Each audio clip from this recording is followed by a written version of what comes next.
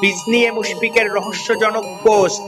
One day ফরম্যাটে জিততেই ভুলে গিয়েছিল বাংলাদেশ, তবে মিরপুরে এসে সেই বৃত্ত ভেঙেছে দল। 5 ম্যাচ পর হাসি ফুটেছে অধিনায়ক মেহেদী হাসান মিরাজের মুখে। তবে এই ম্যাচের আগ থেকেই আলোচনায় ছিল মিরপুরের কালো পিচ। সামাজিক যোগাযোগ মাধ্যমে হাস্যরসের অভাব ছিল না এ নিয়ে। ম্যাচেও দেখা গেছে এই দৃশ্য। 11 উইকেট নিয়েছেন স্পিনাররা, দুই দলের ব্যাটসম্যানরা ধরা খেয়েছেন স্পিনে। এমনকি মিডিয়াম পেজেও রান করতে হাঁসফাঁস খেয়েছেন ব্যাটসম্যানরা।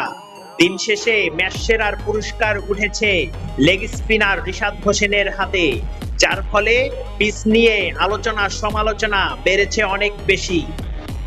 ঠিক এই সময় বাংলাদেশ টেস্ট দলের ব্যাটসম্যান মুশফিকুর রহিম তার সোশ্যাল মিডিয়ায় একটি ভিডিও প্রকাশ করেছেন, সেটাও এই পিচ নিয়েই। তিনি ভিডিও পোস্ট করে ক্যাপশনে লিখেছেন, মাশাআল্লাহ, এই সুন্দর টার্ফ উইকেটে দারুণ একটা নেট সেশন কাটালাম। সেই ভিডিওতে শুধু পিচের ছবি দেখিয়েছেন মুশফিকুর রহিম, নিজের চেহারা তো নয়ই। উইকেটটা কোন স্টেডিয়ামের সেটাও দেখাননি তিনি, যার ফলে পোস্টটা বেশ করে রহস্য ছড়িয়ে যাচ্ছে। তবে পোস্টের মন্তব্য বিভাগে নেটিজেনরা শুলে চড়িয়েছেন মিরপুরের উইকেটকে। এক ভক্ত তো বলেই বসলেন, মুশিও ট্রোল করছে ভাই।